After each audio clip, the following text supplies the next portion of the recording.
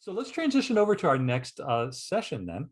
And this is Megan Abella Bowen is one of the leaders on the Mass Tech side for this MassBridge project. And Megan comes in having spent over 12 years at Bristol Community College as the Associate Dean for STEM initiatives, among other things there. She comes in now to bring that very strong community college input and experience into the MassBridge project. And as I said, she's one of the big leaders on the Mass Tech side for making this happen. So Megan, you have this great panel on statewide agencies and collaboration. Great, thank you, George. So I'd like to thank everybody, and a great presentation from Celeste, and we actually are going to feature an ATE center in our presentation today. But best of all, we are the group that's getting to back cleanup today. We have the role of bringing all of this together, of all the questions and things that were asked in the previous sessions.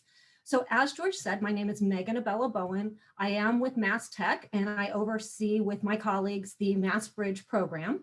And basically, I think this is the session you've all been waiting for. We have the secret sauce of how partnerships and collaboration all come together, or at least they've got some really good programs, and I think you're going to really enjoy listening to them. So I'm going to do a quick introduction of each of our panelists, and then we're going to dive right into the meat of our session today. So I'm going to just go in order of I have them here. So I have Dr. Marilyn Barger.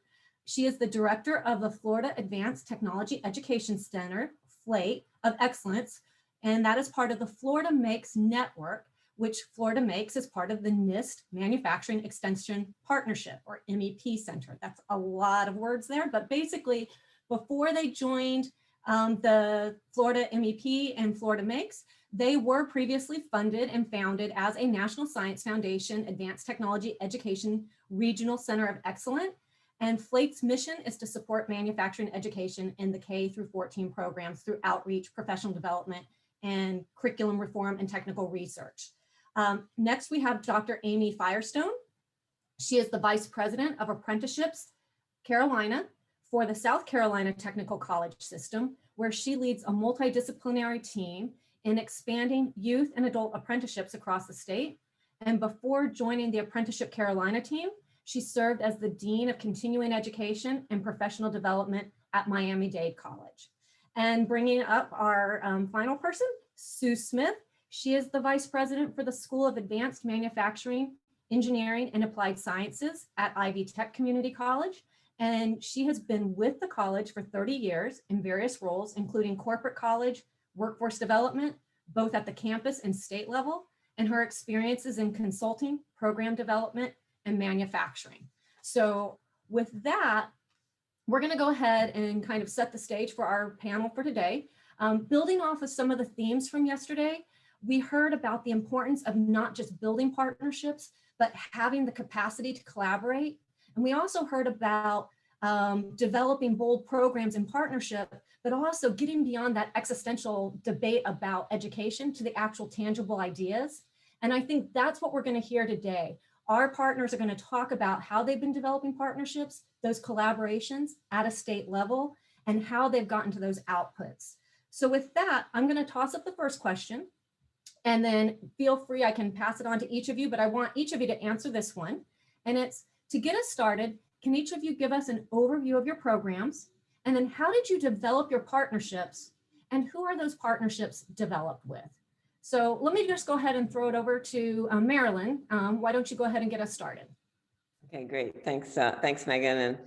And thank you, Celeste, for giving me at least a boot up start about the ATE program in general. So you'll know a little bit about the funding source that supported FLATE for quite a number of years. For 16 years, actually, we were a center in Florida for advanced manufacturing. It was a great opportunity for us to take the program as previously described and operationalize something that we had a big vision for at the time. We started with really focusing on curriculum that we could align across the state. Florida has a very robust statewide CTE system in the Department of Education. And in our case, in manufacturing, would fall together under the same supervisor, and so you couldn't just have lots of different programs. And once the program is there, it stays in place and gets adopted and gets reviewed regularly by statute. But we did manage to, schools are very creative. We did manage to have about 5 different manufacturing programs around the state that were basically 100, the same program with different names and different outcomes. And we gathered a number of those people together and said, we're not serving our industry very well this way. We have a lot of metropolitan areas in the state where employers could hire from any one of 4 to 5 colleges at that time. And of course, that's not the same for the rural areas, but certainly we weren't doing them any favor, nor ourselves, by having separate programs and different programs, different names, slightly different courses, and the usual mess that curriculum can get into, or programs can get into over time. So I managed to over a 1.5 years time, outline this with some data and show them the overlap between their programs and their student learning outcomes and that are represented in our frameworks. And, I got them to buy the Kool-Aid after listening a lot to their concerns and coming up with some solutions that required their commitment and some consolidation of things they were doing, but at the same time, things that would improve their programs and their stature at their individual colleges. I called this little group.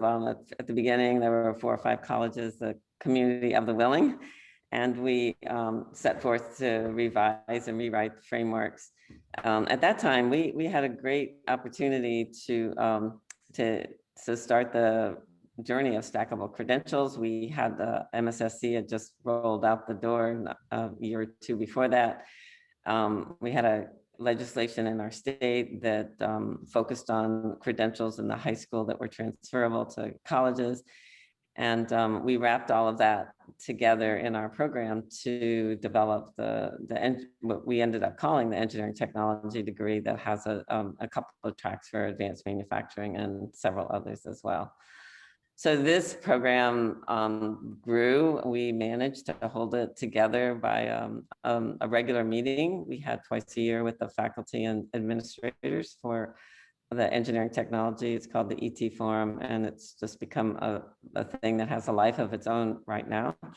And it drew colleges to that. So the partners we had, I'll step back a little bit and just say how we made this, how we operationalized this.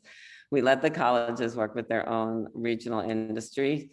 We brought in the Department of Education at a couple of levels who oversee these programs. We brought in our own industry advisory committees from FLATE. We had a National Visiting Committee and an advisory board as well.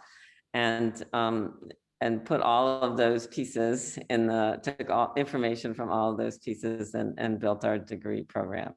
So we needed to have buy-in from the regions, the local colleges, and their own industry partners and their own special needs, and built a flexible degree program that just became a thing of its own. Like I said, it became the place to be and the place that colleges saw the advantages of it and would come to us and say, we want to move our degree. We want to start offering this program for our manufacturers because we think it offers the flexibility that they need and that we can support at the colleges. Great. Marilyn, following up on that question, you started off with 5 community colleges, but where are you now? How many of the colleges are on board? Oh, wow. We have programs at 23 colleges, and there's 28 now in Florida. 28 state and community colleges. We maybe don't know, but Florida community colleges evolved to state colleges, and all of them, I believe now, except one, offers a bachelor's of applied sciences as well as the 2-year degrees. So we're still talking about the technical associate of science degree in our state, which is transferable to 4-year institutions and also to those applied degree programs. We're very articulated in Florida. You can go anywhere. There's 10,000 2+2s, but there's really only one 2+2 from high school, from the community college to the state college bachelor degrees. Great. We'll probably come back to that because I think we're going to hear some of that from Sue as well. Let me go ahead and jump to Sue then. And Sue, why don't you give us a little bit of background about your programs and again, the partnerships that you have developed? Sure, thank you. Well, it's great to be here, and I give you a little bit about Ivy Tech too. For those of you who don't know Ivy Tech is the largest singly accredited community college in the United States. We're the largest post-secondary institution in Indiana.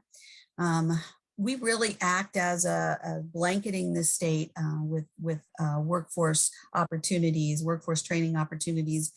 For my School of Advanced Manufacturing, Engineering, and Applied Science, 22 of those campuses across the state have that program and have those labs in them. So our challenges really have been around upgrading faculty and labs and curriculum to Industry 4.0 levels.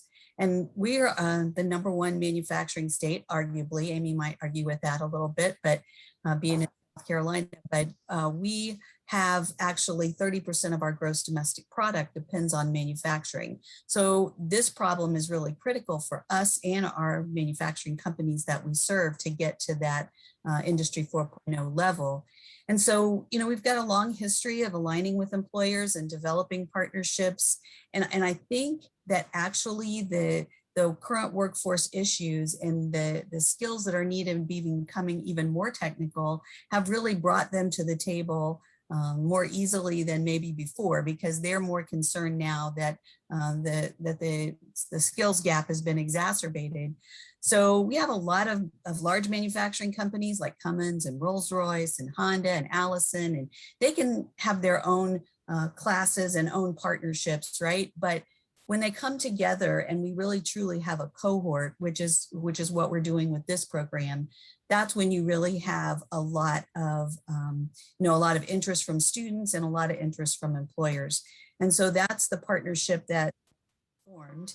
And that has allowed us really to become more flexible. I know Marilyn mentioned flexibility, and our employers want flexibility. And so as we develop programs and degrees, we can't have everybody taking the same thing because Cummins wants their own and Allison wants their own. And so how we ended up giving them that flexibility is we've developed an interdisciplinary option that they can use that stacks to, one of our industrial technology degrees. And so in those, as we align our collaborations with the industry needs and we align our curriculum with industry needs, that drove that development of interdisciplinary degrees. And we also always base our degrees and our degree outcomes on industry recognized certifications. And Marilyn mentioned MSSC. And earlier, Craig in his panel talked about SACA, which is the Smart Automation Certification Alliance. And so we worked with SACA and other community colleges across the country and national employers and Indiana employers to develop certifications in Industry 4.0. And then we mapped those certifications to our current curriculum, vetted those with employer partners and said, is this really what you need? Had them take some of the tests so that they could say, yes, this is what we need, or no, this isn't what we need. And so how it ended up is after mapping to the SACA credentials to our current curriculum, we found that we had a huge hole. So we developed a new degree, and that degree has all those technologies, data analytics, virtual reality, augmented reality, machine learning, artificial intelligence. And so we use those certifications now to build a new degree. Then we worked with Amitral to upgrade our labs. And then we are upgrading our current curriculum with those SACA certifications where that's relevant. And our employer partners are right along with us saying, yes, please do this, give us the graduates. We know we're going to need them in the future. We know we need those flexible skills. We know we need those agile skills. And, someone mentioned earlier, applied employability skills.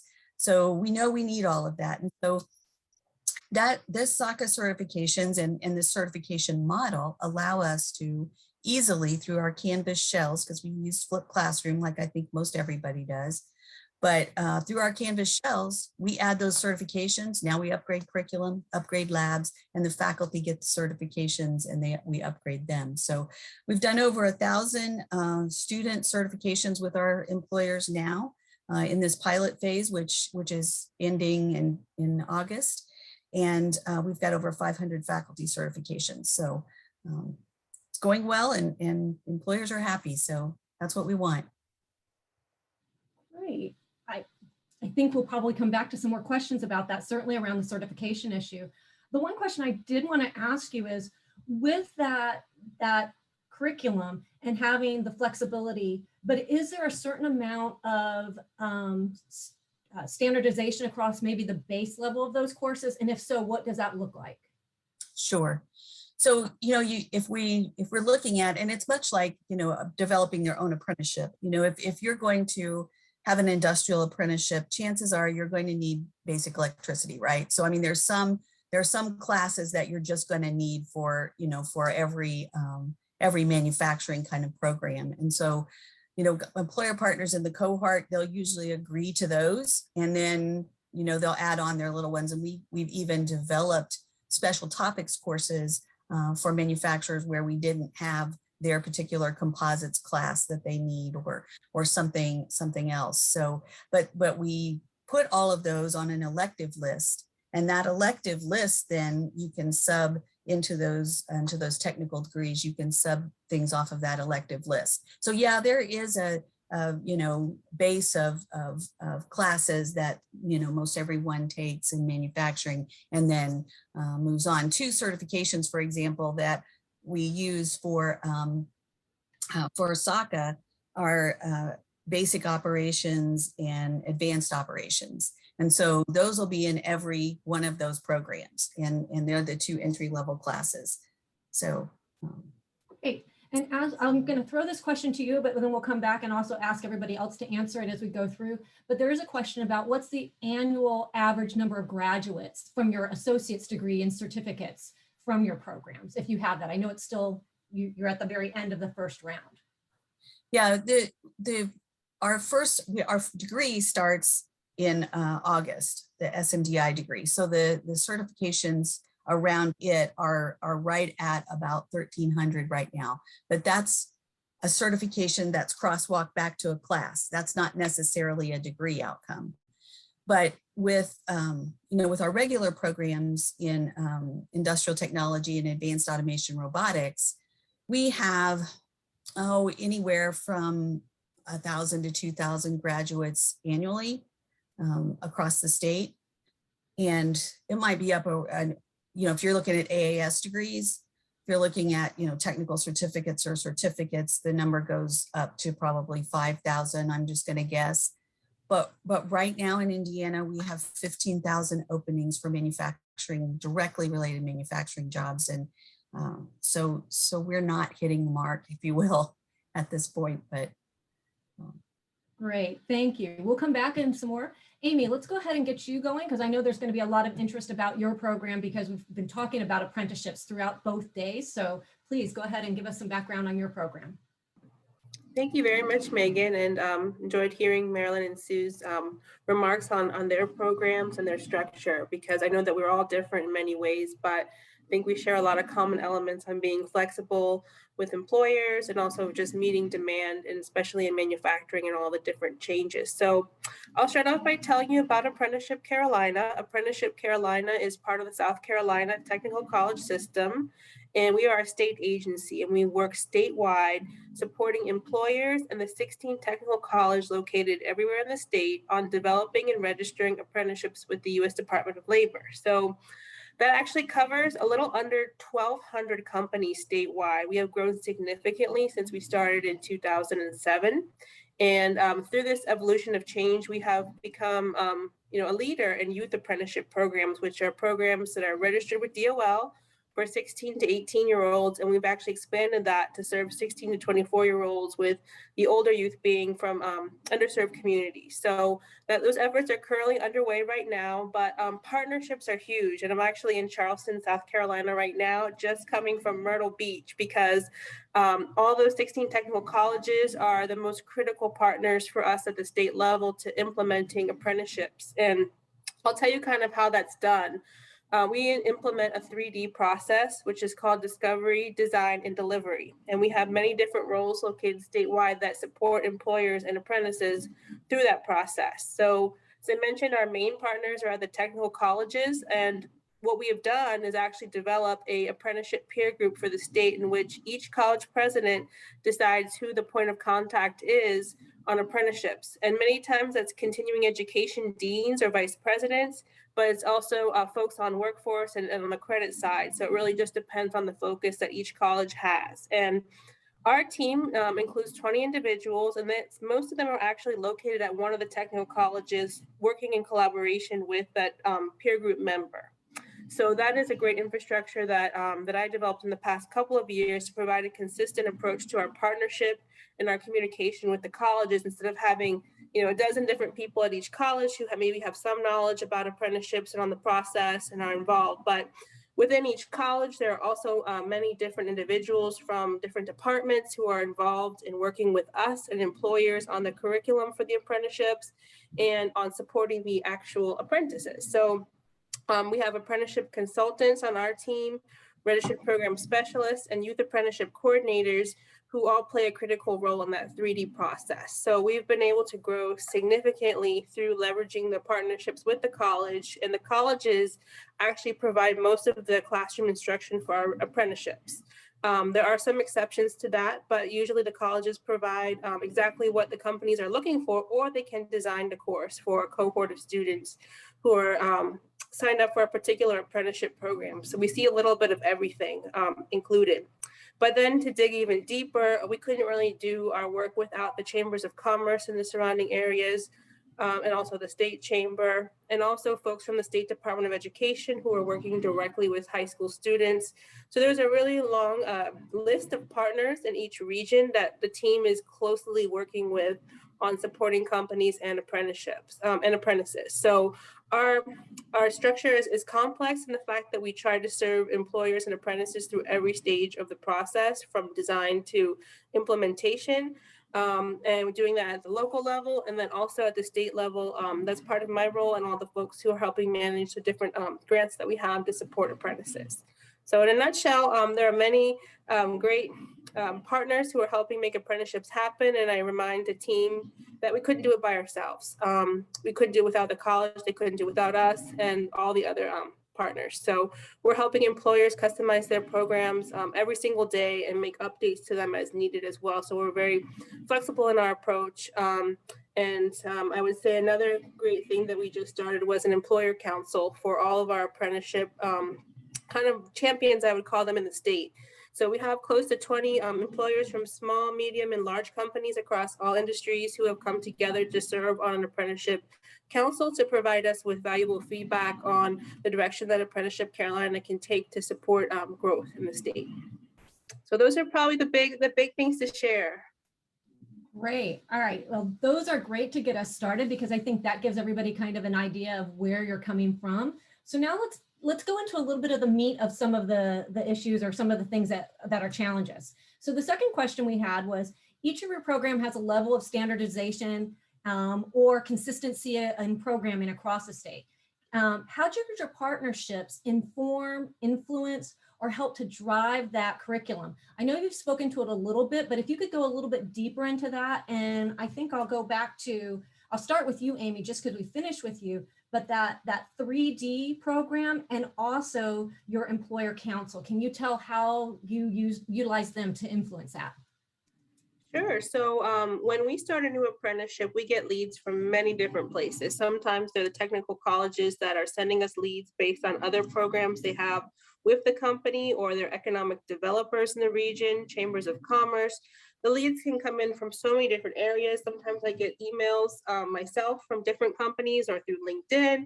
It can be a very kind of random approach to how employers reach out to us, which is great that we have multiple ways that we are learning about apprenticeship interest.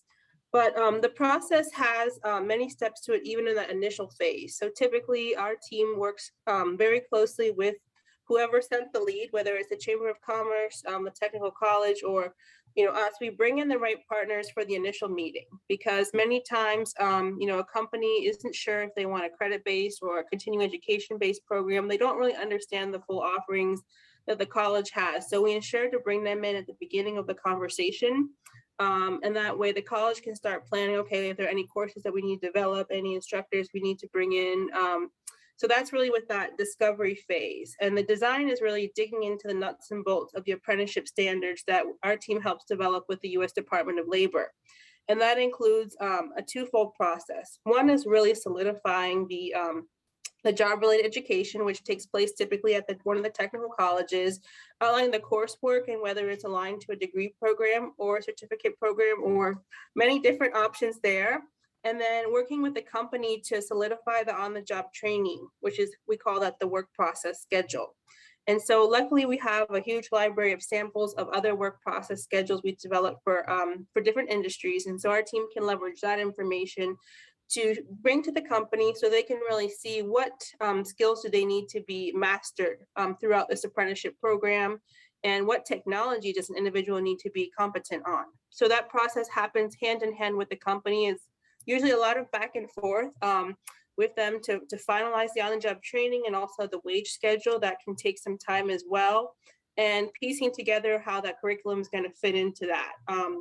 We work very closely with the technical college on the timing of everything, because the classes may have a certain start time if it's credit or continuing education, and then aligning that with when the company would like for the apprentices to start the on-the-job training. So there's a lot of different parts involved. And like I said, having the technical colleges be part of that is critical. That's not something that we could do on our own. And then our other team members who work directly with the apprentices, I think a couple might be on today, the youth apprenticeship coordinators. They're tasked with helping support the youth apprentices with the interview process and helping ensure that they're successful throughout the life of the program. So we're just getting started with those roles. But they're also closely coordinating with the colleges and with K-12 partners around the different counties they serve to help recruit students and ensure that they're successful. So every stage of that 3D process requires different partners and different kind of levels of engagement. So it is a complex process, but I think since we have a lot of staff focused and a lot of coordination with the colleges, with staff identified at the colleges to support these different areas, it helps make the process a little bit easier than before having all the staff there to support this. Great, that's excellent. I'm sure there'll be some more questions on that. Let me jump back to Marilyn on that. So same question, Marilyn.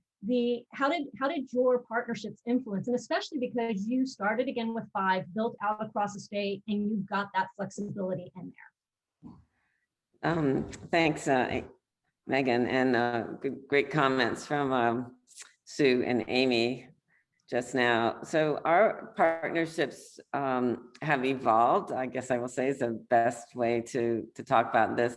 I believe the meat of one of the big pieces of our success, besides the vehicle that we used with the engineering technology degree that has articulated credit for not just the MSSC, but for some other credentials as well that are tied only to post-secondary institutions, as opposed to MSSC, which is tied to high school as well. As an organization, we let the colleges drive their own section and involve their industry boards and their associations regionally, and hovered over that with our view from the national level, as well as brought in always the national level, the competency models from the department.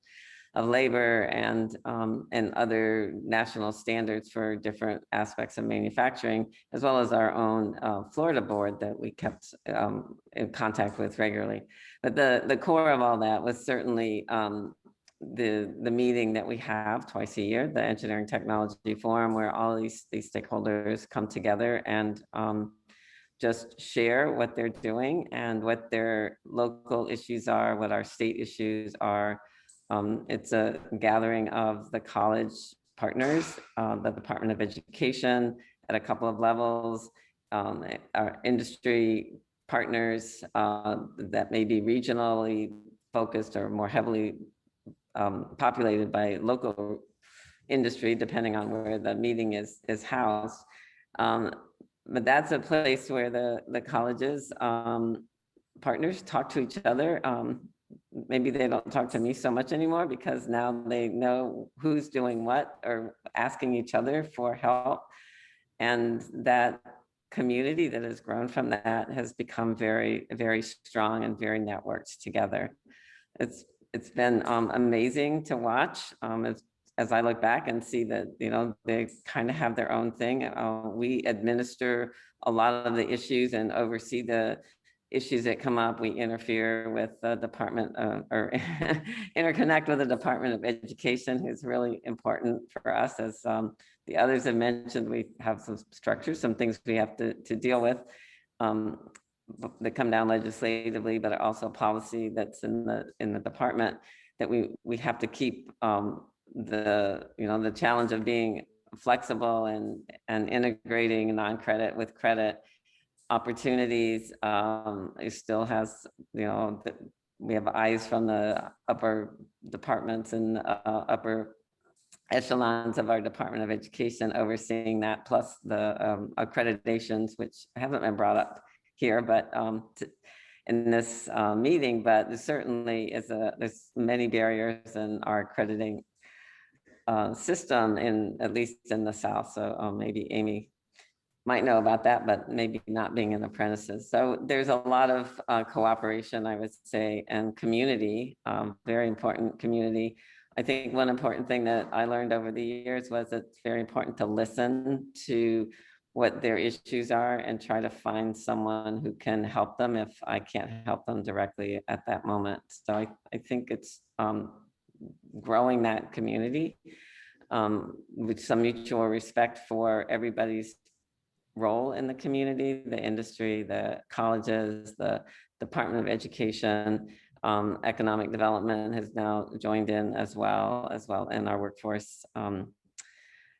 And I want to take one more step further, because as we've moved, we've just recently moved, I would say, moved from being at a college ourselves. The National Science Foundation Award was awarded to one of the colleges, Hillsborough Community College, where we resided for those 15 years. And now as a partner and a part of the Florida Makes Network, which is our MEP, we have very strong connections to statewide manufacturers through a number of the sub-organizations, I'll say, that are part of that network. The regional manufacturing associations that the colleges individually interacted with. Now I have contacts at the coordinating level between those at the state level. We have a workforce leadership council that is a group of those same manufacturers that within Florida Makes that focuses on workforce issues and ideas and pushing some agenda forward. I have a seat at that table. I have a seat at the technology table. Sue's been talking a lot about Industry 4.0. We're in those same conversations. So we should interject to our technician programs. Great, thank you. So Sue, coming back to you, and just again to kind of throw that question back up again, it's about those partnerships and how your partnerships, especially with your industry folks, have influenced the curriculum and your programming, where you went with it. So we have a structure that is, again, we're singly accredited, so we act as one community college with several sites, and those sites can get more into the weeds with their employer partners as to what is actually needed for their programs or their curriculum, much like I think Marilyn and Amy are talking about having that flexibility again. But what that allows us to do really is to come together as a college. So we can't meet with everyone across the state of Indiana, but we have people who can, and people at all of those campuses who can meet with everyone and really get input from all of our, in my case, and in this project, our manufacturing companies, because they have, each program has its own advisory council. And so when we get that feedback, then the deans and the program chairs meet a few times a year to share that feedback. And then we change or address whatever concern brought up. And one of the reasons that we went to a flipped classroom model a number of years ago now is we wanted that standardization, and our employer partners were demanding that standardization of curriculum across the state. So the Canvas shell that's used in the northern part of the state is the same all the rest of the state for that particular class. And so we ensure that at least the objectives are met in that class and they're the same. And so another reason that we went with a lot of certifications and vetted those with our employer partners is those certifications, they're an extra credential for students, and employers recognize that. They can be, they can be delivered in a credit or a non-credit format, and then we've crosswalked them to credit so they can stack those on into degree programs. But one of the most important things that we heard from employers is, the certifications actually give them some assurance of a level of competency. So it's not they got an A, B, C, or D in the class. It's they can do these 15 things, and they've demonstrated that because they have this third-party certification. And so we've been able to use those in that regard as well to really standardize that curriculum, that skill set, that competency across the state. And so, in developing this new degree and using those, we already had that in place. So we got a lot of buy-in from our employer partners, for that kind of work. And one of our employer partners said, that, and it's a very large company, said they had gotten some business into their company, some more production, another line built into their company because they had a certified workforce, and that was a selling point that they had for getting that business. All right, great. That's excellent. I'm actually going to take a couple of quick questions, and then we'll kind of wrap everything up. So we have a question here that I'm opening up to anybody who wants to jump in, and it is, what's your opinion on performative unifying education or workforce teaching? Nobody's jumping up at that one. You mean like OJT or? So I'm not sure if the person who asked the question may add another piece there. So when you talk about performative unifying education, is that OJT? And this comes from Vesna. I don't know if you're still in and you can actually add an additional question. And while we're waiting, if that doesn't come up, then the other question was, I think this one's actually specifically to you, Amy. Do they all get a chance to do an internship or an apprenticeship, or only those students getting their associate's degree? What percentage get their associate degree? And I think that's because you talked about the youth apprenticeship as well. Sure. So there's a couple of things to keep in mind. So when we help companies design the apprenticeships, we offer them the coursework that most closely aligns with the training that they need for the work processes, as I mentioned.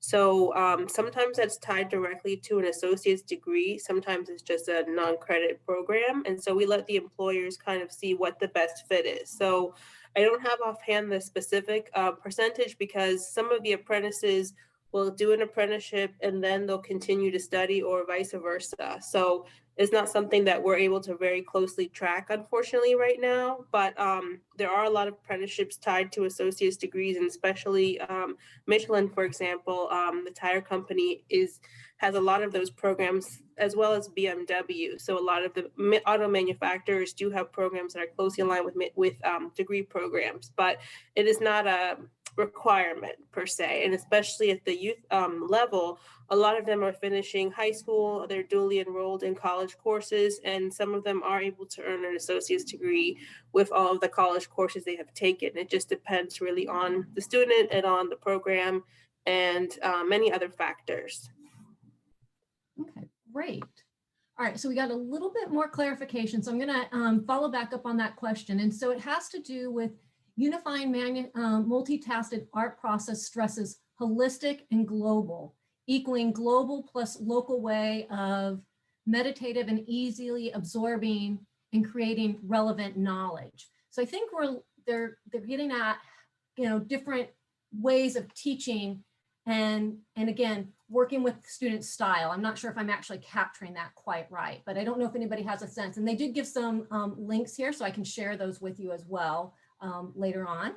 But it's, again, I think it's getting at understanding holistically in global ways, but also being responsive to what's happening locally.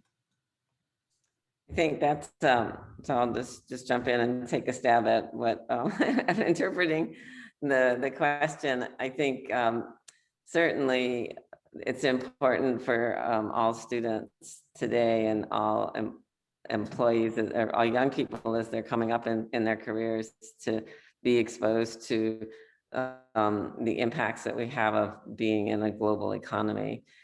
There's lots of, you know, multinational companies. There's a lot of connections between colleges and students in different areas that really it's important for them to get an idea of what else is out there. You know, it's just another exposure that in the old days was probably just in your neighborhood or in your town, but you know, now we have to really help them see that what we do here is impacted by the rest of the world, and what the rest of the world does impacts us. So it is important. I'm involved in the project that just put out that white paper that Celeste mentioned about cross-disciplinary technical kind of core skills and the impact of having the importance of what we've heard from industry of having technicians coming from our 2-year programs, knowing something about business processes, about digital, and having some digital literacy, which crosses the gamut from IT to more hard new technologies, the sensors, the robots, the machines. And then also the third item that was in that list is the working with big data and understanding big data. That's a communication lane that is going to be important for all of industry. And so it's important both overseas and here and locally and wherever, that it's important to have our students understand that they're part of the whole world, the whole globe. Great. All right, so we have been, we're up at our time, but George has been kind enough to give us an additional about 5 more minutes. So I want to use these last 5 minutes to really ask each of you, what's the 1 or 2 key things you would want, based on if you've been able to hear a lot of the sessions today, you think people would want to know, or that you think is the most important piece that has helped you to create your statewide partnerships and your statewide programs? And I'll go ahead and start with you, Sue. You know, I can sum that up into 1 word, and that is listen. You know, you have to listen to what the needs are, and you have to be able to be so flexible that you can act on those needs, and you can give employers what they want. You know, they aren't used to working with community colleges any more in the beginning than community colleges are used to working with them, right? So there's got to be that that partnership development, and partnership is a partnership that benefits everyone. So it's not just that it benefits the college or just that it benefits the employer. Everyone has to know their roles in partnership, whether it's, you know, the Indiana Manufacturers Association or the chamber or whomever. And we have to be flexible enough to make mistakes. You know, I mean, you have to fail forward in these partnerships, and they're not always going to go really perfectly. And so, yeah, I think that would be the takeaway for me. Great, thank you. Amy, what's your thoughts? Yeah, I have to agree with Sue. I think the flexibility piece is the most important. I'll just tell you with a lot of our federal grants were funding different apprentices coursework, and depending on the company and the number of apprentices, it can change by the day. The commitments can be set, a few months ago, but a few apprentices dropped out, or a few apprentices want to join, or that company can no longer have an apprenticeship, but this company can. It's a different industry, or it's a different region. So I think it's just being very flexible and being able to meet those demands as they quickly shift, and that can happen, week to week. And so being able to accommodate, move funds around, get courses ready fast, get staff ready quickly is just kind of part of the environment that we're all in right now with so many changes that are happening. So just being flexible and obviously listening is part of that. And really having a clear communication plan for the whole state on the program. So with apprenticeships, Apprenticeship Carolina is centralized in that my office is part of a state agency. It has a central leadership, but everyone is spread out around the state to help implement and carry out that message on what we're doing in our approach. So I think that is really important, is to providing the same level of customer service and reliability no matter where we're located in the state, and being very adaptable to all the changes. Great, thank you. And Marilyn, you get to bring in the last word for today. I'm bringing the last one. Well, I mentioned listening was important early on, and I think that's the beginning of the communication strategies, but we also have to learn how to really compromise with all of the partners, the educators and our industry partners and our policy makers, et cetera. We have to be able to take whatever we've got and move it forward, and not be afraid of taking a risk and seeing what happens, because we won't get anywhere unless we try something and get our hands slapped. I think Sue mentioned that.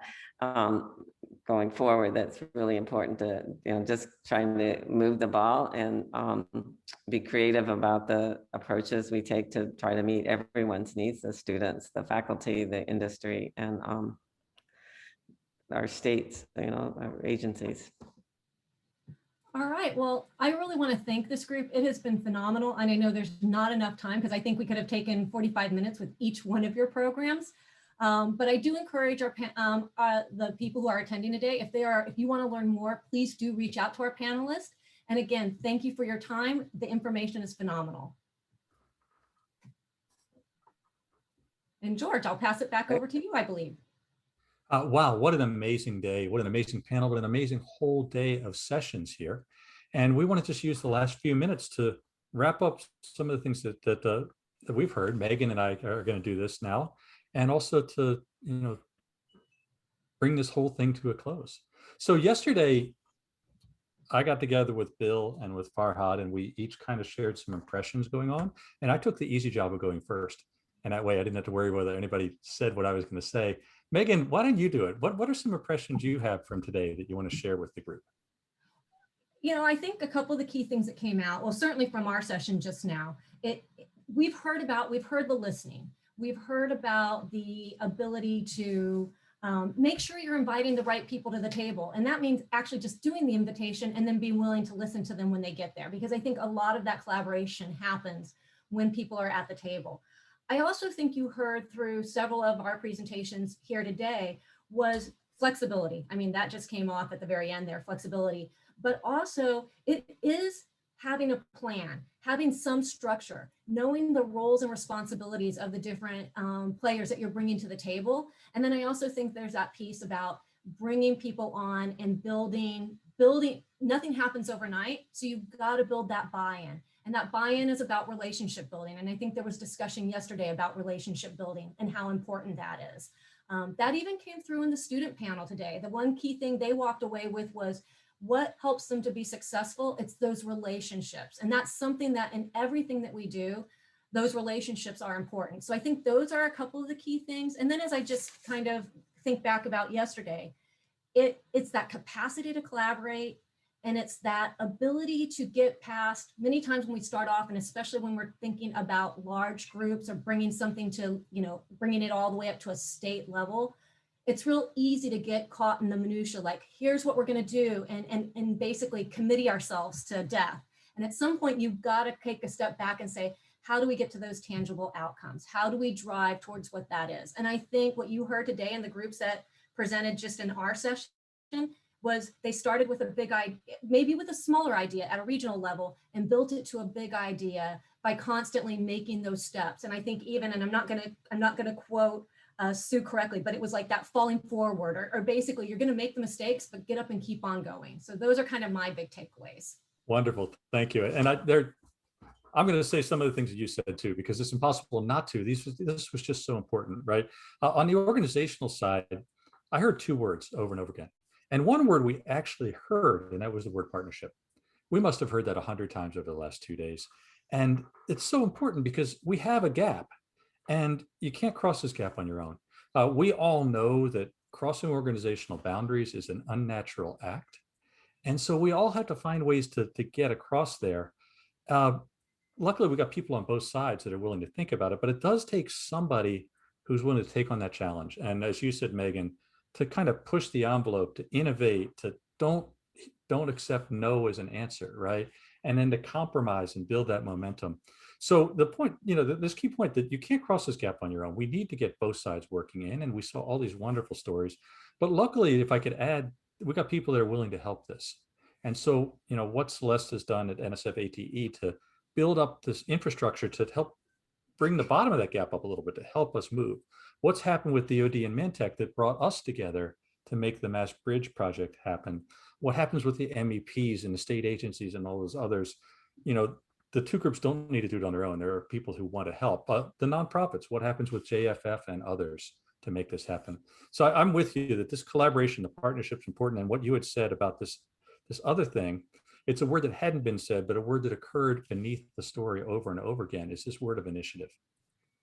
Somebody taking this on and making it theirs to own and to drive, to make those partnerships happen. What's nice about that, you get the people together, you got people with initiatives to drive this, and then it's no longer an unnatural act. We heard in your panel, for example, about how now this is just a way that we work in Ohio and South Carolina, in Florida, in Indiana, in other places. It's no longer unnatural. So on the organizational side, absolutely, I want to repeat what you said. I just repeated it with different words. And in the student side, oh my goodness, those stories were just incredible. And one of the takeaways I had from that is, we all have this idea that if we build it, they will come. Getting there as a student is a really hard task. And so each of these stories was not the idea that, hey, I grew up and, I was in a great place, and so then I just went on to school. They all had to overcome different challenges that they had to get there. They had to redirect or rethink what they were doing to make that happen. And so when I saw that, there's that initiative story again, right? That idea of following your passion, about reaching out and making it happen, contacting people out of the blue who might be able to help you. Who does that, right? We learn over time, but who does that when you're younger? And so once again, that's support. So just as the organization side, there's support to help us bridge that gap. These students depended on so much of support to make it through. And you had mentioned that, Megan. But what I walked away from that student panel was, why does our society make it so hard for these people?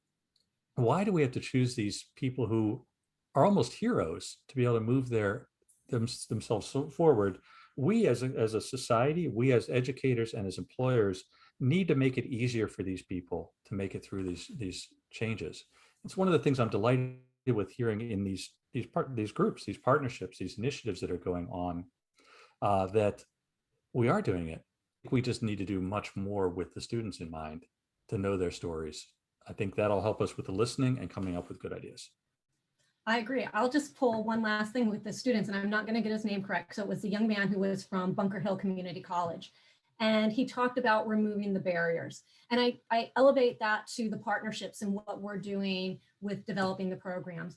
A lot of the times it's removing those barriers so we can start the conversations. And I think that's what you're seeing. And I know Craig just put it in the chat over here. It's either partner or perish. And I think a lot of times we made it hard for people to partner. Now we're working on ways to try to create those partnerships. And maybe sometimes they're messy, but as I think you heard from especially Amy, you put in a really good process And it allows all the partners to be active, the partners know their roles, and then they are able to continue to move towards that objective that they're looking for. So I think all those things are important, but removing those barriers and inviting people to the table is going to be the key.